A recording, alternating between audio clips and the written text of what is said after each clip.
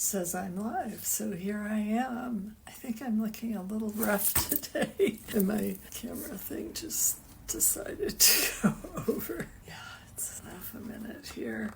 So today I have like nothing. How are we going to do this? I actually do have something, but nothing that interesting. I'm getting ready to go on my trip, and it's proving a little more exciting than I anticipated. So I went to the doctor last week, and the nurse very helpfully said to me, "Did you know that you have Kleenex in your back pocket?" And I said, "Yeah, I think I've just gotten to that age where I always have Kleenex in my pocket." Or coming out of my purse or something. So, yeah, you just cry if you can't laugh about it. So anyhow, little exciting to get ready to go on a big old trip. And of course, I'm trying to jam as much as humanly possible into every hour before I leave. So I'm tired. But I thought I'd share with you some things I'm working on. These are some of them sanctioned and some of them unsanctioned. If you follow me at all, you know that I don't always do what I say I'm going to do, or never do what I say I'm going to do. So I started with, no, this one wasn't with intent. This one was with intention. So this is a two-part project, and it hasn't been blocked yet. So this is knitted on fringe, and so that's what it looks like when you take it out after you've blocked, and this is what it looks like after you straighten it out. And I put a tiny bit of twist in that, but it didn't stay. So this is just a pattern that I'm refining it. I did a prototype, which is slightly different, and then I wanted to do this one. It's done flat and then in the round, and it's got short rows in the front, so I will eventually sew that up so that it's shorter in the front than in the back. And then to go with that, I have, this is 1/3 of a little shawlette, which I've got tied here. My friend Susie at Fiber MacGyver included these cool cords in a package, and so I put this on here, and so it's supposed to go like this, and of course it's not blocked, and tie to with the other side. There's a piece that goes in the center. God. And then this is more of that knitted fringe. And as I'm looking at this right now, I'm thinking maybe, well, I think it's okay. So then there's this piece, which goes in the center. And I have 2 balls of yarn, and you may or may not know that I'm a crazy recycler or upcycler, so that is what I do with these net things that you sometimes get with produce. So this is going to be the other side of this shawl piece, but I realized I didn't have enough yarn, so I quickly ordered another skein. They're only 50-gram skeins, which is unusual. I usually get 100-gram skeins, and I actually like this kind of more olive for the other side of the shawl, so we'll see. There's some increasing to increase the depth of it.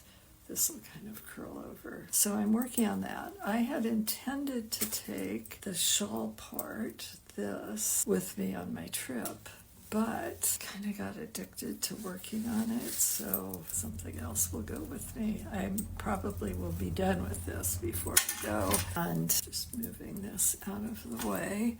So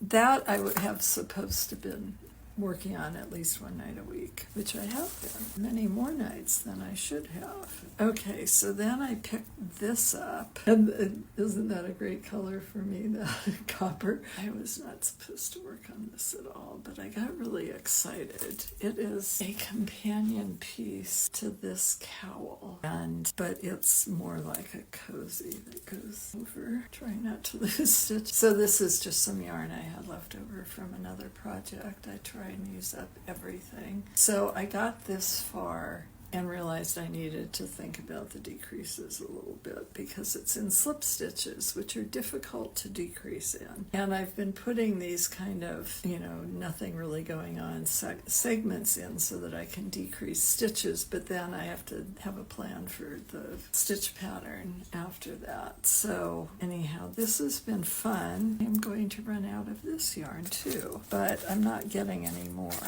We're just going to wrap it up because it's really just a prototype, and I will do it in these colors eventually. But it's kind of fun. I really like slip stitches, and I think they don't get nearly enough attention, but they are kind of difficult to shape in. So I guess that's what I've been interested in. So I highly recommend these. They're by Eagle Creek, and I'll just show you that they are priceless when it's called packet systems. And so you fill it up and you zip it closed, and then zip a sturdier zipper, which compresses it. And it's really great for packing your clothes. I should not have a knitting project in it. I will probably need this. And then they have this. But so when I'm traveling or going to travel, I will take a Post-it note and write what is inside the pouch and put it inside the top so that when I pull my suitcase out, I can see what's in there. And like on this trip, we'll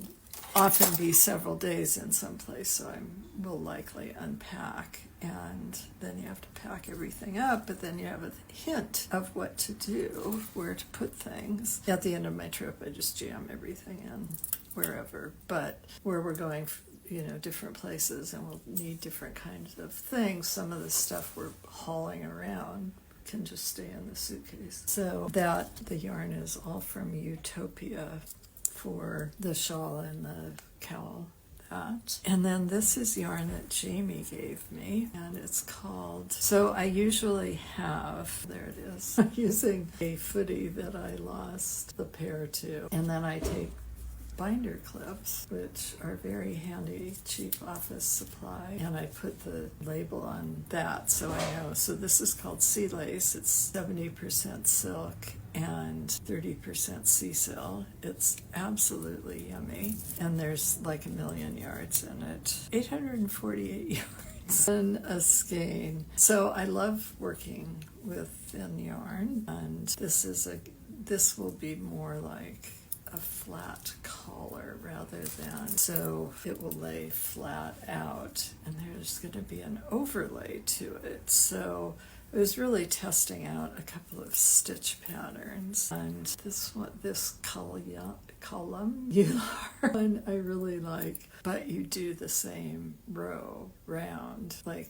ad infinitum, so it gets a little boring. And then I have this. So I started with this. It's a rib, and a traveling rib and lace, or eyelet, and they have you doing a double yarn over, which is just too holy for me. So you do the double yarn over, and then you do a knit in the first loop and a purl in the second one, and I decided to change it so you can see it's not so big. So now I'm doing knit and purl in a single, and when you did the double yarn over, you increased a stitch, so you went from 14 stitches to 15, and then in the next row you do a decrease and you go down. So in one loop I'm still increasing that stitch, but it's decreased out on the next row. Anyhow, it works just fine, and it makes a much more reasonable hole. So as I look at this, I think I don't really like how holy that is at the beginning, and I think I may just rip this out and start over again, because I could keep going. Well, actually, I'm not going to rip it out.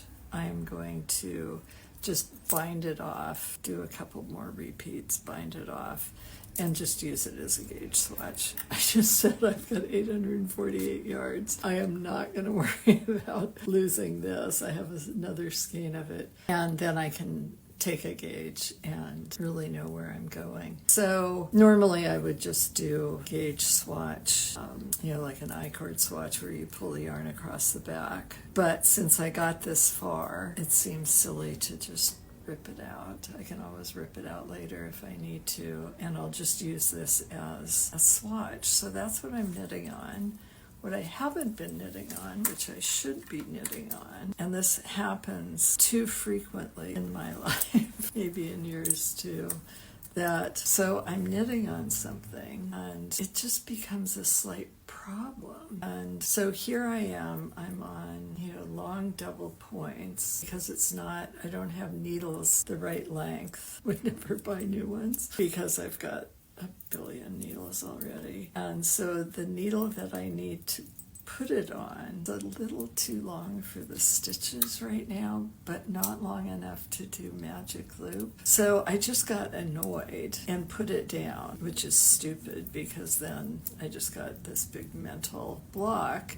We are all familiar with that, I believe, which is how things end up as unfinished objects. So I wasn't sleeping well last night, and this is the beginning of a shrug. So this is a cuff, and this will become a sleeve. I also need to decide my color progression, and I keep going back and forth. I'm not sure why I'm using so much different colors lately, but I am. So I often put things aside because I just don't know what to do, and I think about them when I can't sleep at night or when I'm doing something boring, and eventually an answer will come to me. You may have this problem as well, that when the answer comes, the reason you put it aside was because you need to do something that you didn't want to do in the first place. Oh God, story of my life. So I've got the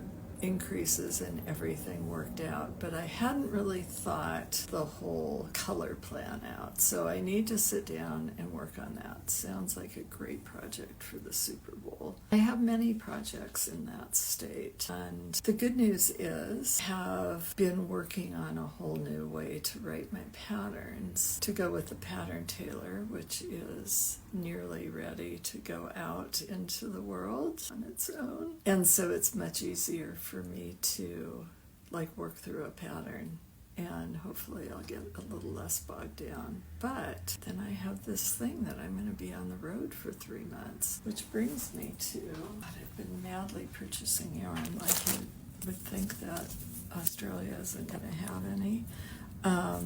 This is silk cashmere from Sweet Georgia, just lovely. And this is silk lace. It's slightly heavier because sea silk is, trying to see what she says on her label, or sea silk is heavier fiber than, it's a rayon. A rayon is, pound for pound heavier, or yard for yard, I guess. And so it's just a slightly heavier yarn, which doesn't matter for the project that I'm doing. But now that I'm looking at them together, I'm not sure I want to use them together. So then I bought merino silk lace, which is very much the same weight as this. And I kind of like those together. And then I bought the cash silk lace, which is the same as this one, but the same color as this one. And I have a project that my deadline is September, which is going to involve, remember with this other lace weight I said there was going to be an overlay. This will have that overlay as well. So it's actually, the copper one is a prototype for what I'm going to do with these. And so I think I'm going to knit the underlayer with this, and then a combination with this and these. For there's a lady crossing the street wearing kind of a Russian black hat. She's got a fabulous red trench coat, black slacks, and red shoes. Very impressed. So those I have to get wound into cakes before I leave, what I'm going to take. And, keep hitting, oh my God. When we were traveling in Italy last I had a skein of lace weight yarn that had become tangled. And I only had one skein of it, and the dyer wasn't sure they were going to re-dye in the colorway, so I was very attached to the colorway. And so I just brought it with me and thought, well, you know, when I'm tired or drinking, I'll just work on untangling it. And I untangled and untangled and untangled. So we finally we were in Trieste, which was like week 3 of our trip, and I had literally made no progress. I had been untangling and rolling, and I'd roll from, I was working from one direction, and like there was something going on there. And I finally got the idea to find the other end and start working from that direction. And I got it untangled before we left, I believe before we left Milan, which was the end of our trip, but it took forever. And so I like winding balls, but I've made myself not do any more lace. So what happens, I can wind the ball, but it takes so long, and I eventually have to get up out of my chair. And of course, I just have the yarn draped over my knees, and because it's too hard otherwise, and put it aside. And you would think that, you pick it up and you put it on the couch next to you, and you get up and it's fine. And you sit down and you pick it up and put it back on your knees, and I don't know what happens, but it's always a disaster. So I sometimes have to make rules for myself. And a month of untangling was really stupid. Again, it was probably 850 yards, but geez, not a good way to spend your time. So that's what's going on in my knitting life. I really don't have a lot to say this week. I've had my head down, working. I finished a pattern this week. I don't know how difficult that is for me. Jamie and I have been working on this for a very long time. In fact, I think we maybe started when I got back from Italy in May. And we always have many things going on. So it's been picked up and put down and picked up and put down. And then we realized that I had failed to communicate something to her, and the whole suspension bridge of this garment, which is this nearly circular neckband which holds the entire thing. I knew there was a part there in the suspension bridge, but Jamie didn't. And so we had to go back through, and you'll love this. When she realized what had happened and what was missing, it meant that we had to recalculate this whole curve. Curves are very difficult, and she had an 85 slide PowerPoint to explain how she'd solved the problem. So I love that about her. She only made me sit through 65 of them. And she just needs to do that because she has to talk through her process. And I listen and make sure, we make adjustments as we go through it. But we realized that we were building this thing like a suspension bridge. And so she had to figure it out in a way that the pattern tailor can calculate it. And it was hard to figure out in 10 standard sizes, and then to figure it out for like, what if? And so she worked on that for 3 or 4 weeks. And I, of course, when I had originally done it, had just, done it on the back of an envelope, as I tend to do, and it was designed like in the aughts, and had no idea why these different things that I had done worked. But it involved a lot of short GSRs.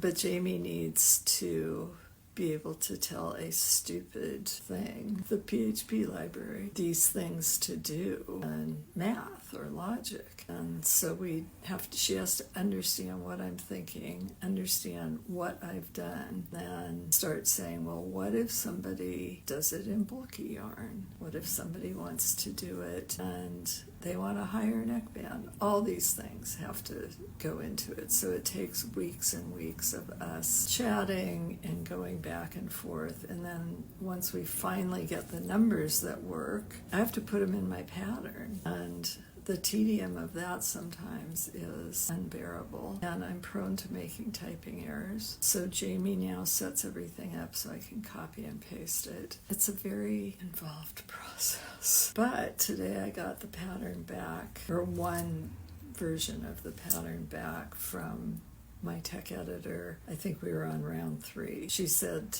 she usually tells people that they need to do 2 run-throughs because you don't see everything the first time. And she said she's never told me that because I always do at least 2 because things are long. And even last night when I was going through it, after she'd been through it twice, I found things that she had missed. Jamie found things that I had missed, and I found things that Jamie had missed. So it's actually a lovely collaboration that we all do this. And to answer some of the numbers questions, Jamie made a spreadsheet. She loves a spreadsheet. And we sent that out to Frauke, and she agreed that all of our calculations were correct. So now I just have to figure out how to market it and get back to figuring out how to tell people how to use the calculator, or the Tailor, pattern Tailor. So that's what I've been doing. And I've managed to talk for half an hour again. And I think that's all I have. I went down to the Pike Place Market. If you've ever been to Seattle, you've probably heard of that, which I loathe to go to because it's filled with tourists. But I'm going to make paella tomorrow for a dinner party, and so I needed seafood. And Mitch takes me down so that he can park in a dodgy parking spot, and he just moves if he needs to.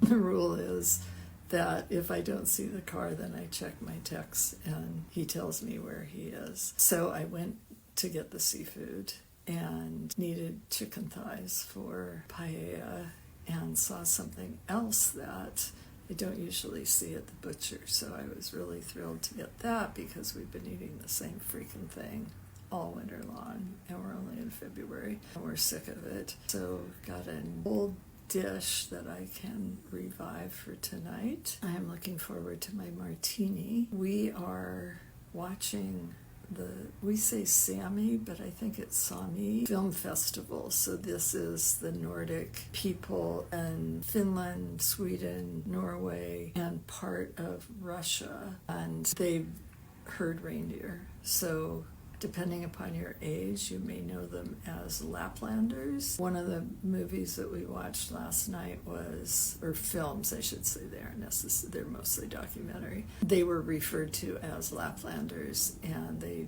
referred to themselves as Lappies, but it was made in 1985. So Seattle has a very large Scandinavian population, or it used to. So the National Nordic Museum is here in Ballard, which is where most of the Scandinavian people originally settled because they came as fisher people, and that's where the fisheries are here. So that's why we have this. So Mitch and I, for whatever reason, I guess during the pandemic, we started watching all of these Nordic shows, both documentaries and TV shows and movies and stuff. And so we've subscribed to this weekend-long Sami Film Festival. We're watching that tonight. Just riots and laughter here. It's really interesting. We went to a lecture about their cultural artifacts, many of which they sold. The largest number of them exist in Germany because they just traded them to Germans. And so there's a lot of discussion about, were things given up that were actual, I don't want to say religious, but, culturally significant, like drums and things that have special carvings on them. But as a nomadic people, they don't have a lot of, structures for museums, and they're not affluent, and many of them have dispersed into the other cultures that they live in. So how do you best preserve something like that is valuable to them as cultural artifacts and to who they are, but that they may not always be the best people to be holding them at this point. So that was really interesting. And drums are like a huge thing. We watched this thing about them, herding reindeer, and I can see why. If you're out there in the mountains and you're trying to find somebody, a drum is going to be really important. So anyhow, that's my weekend dinner party tomorrow night, and then the Super Bowl. And I'm not necessarily a huge football fan, but to me it's 3 hours of good knitting time. And Mitch celebrates all national holidays and the Super Bowl with hot dogs for dinner. So we have hot dogs and potato chips, which is also like, can't turn your nose up at that. And then we'll be back at it. We're still making some trip plans, and poor Mitch has just been, being a travel agent is not fun. And sometimes he becomes so frustrated that I have to leap in and do something, some annoying website, deal with it. But he's done most of it, including, forgot about this is very exciting. So you may or may not know that Mitch and I are big music fans, huge music fans. So we often plan trips like to London or Barcelona around jazz festivals, New York, San Francisco.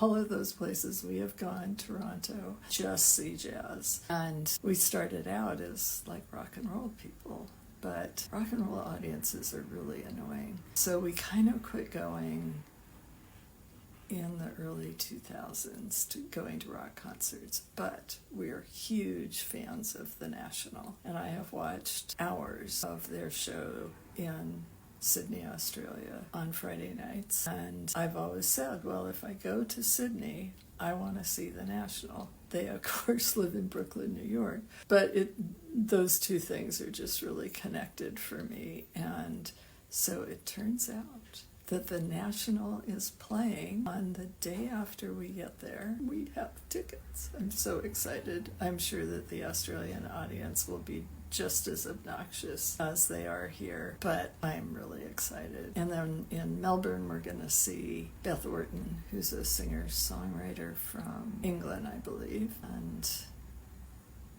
because gotta have some music. When we were in New Zealand one night, we were in Napier, which is the Art Deco town that was actually, it's very cohesive because it was decimated in an earthquake early in the last century, or during the Art Deco period. And so the buildings were all rebuilt in Art Deco style. So it's a rather quiet town. Lots of tourists go there. And we were just looking for something to do after dinner one night. And Mitch had seen in the local paper that this bar that was walking distance from where we were staying was having a Dylan night to celebrate Dylan's birthday. And so we went, drank terrible wine, and right on the edge of wine country. The wine was terrible. But so it was all local artists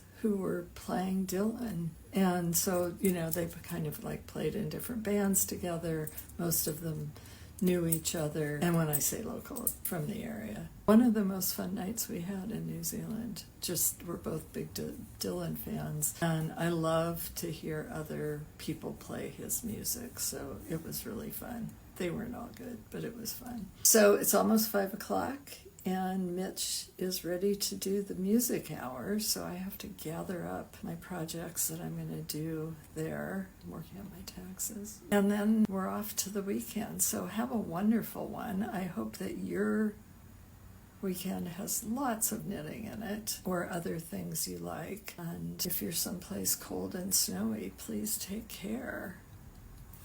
Thanks a lot. See you.